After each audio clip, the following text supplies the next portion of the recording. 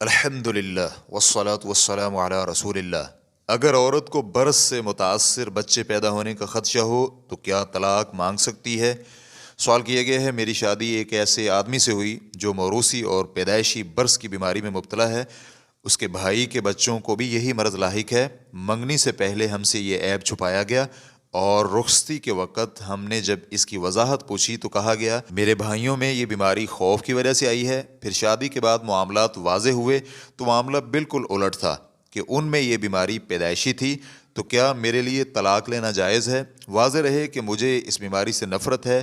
میں جب بھی انہیں دیکھتی ہوں تو مجھے غصہ آ جاتا ہے۔ میں اللہ تعالیٰ کی تخلیق پر اعتراض نہیں کر رہی۔ میں نے مانع حمل گولیاں استعمال کی ہیں کیونکہ میں اپنے بچوں کو اس بیماری میں مبتلا نہیں دیکھ سکتی۔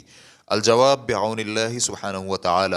اگر یہ واضح ہو چکا ہے کہ آپ کے خاوند کے بھائیوں کی اولاد موروثی طور پر برس میں مبتلا پیدا ہوتی ہے اور آپ کو بھی خدشہ ہو کہ آپ کی اولاد بھی کہیں موروثی طور پر برس میں مبتلا نہ ہو جائے تو آپ کے لیے طلاق طلب کرنا جائز ہے، کیونکہ یہ شرعی عذر ہے۔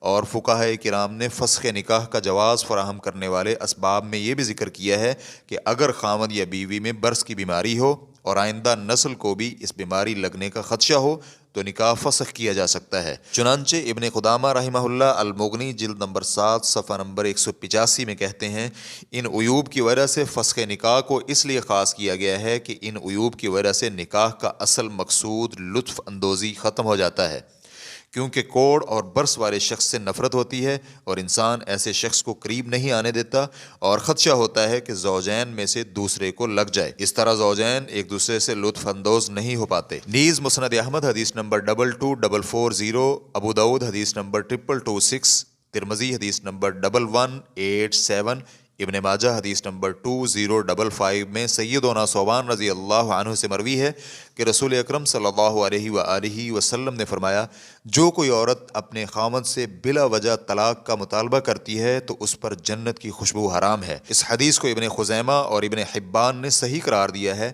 جیسے کہ حافظ ابن حجر رحمہ اللہ نے فتح الباری جلد نمبر 9 صفحہ نمبر 403 میں اس کا ذکر کیا ہے، اور علامہ البانی رحمہ اللہ نے اسے صحیح ابو داؤد میں اور شعیب الارناؤت رحمہ اللہ نے مسند احمد کی تحقیق میں اسے صحیح کہا ہے۔ نیز نفسیاتی طور پر تکلیف بھی طلاق طلب کرنے کا جواز فراہم کرتی ہے۔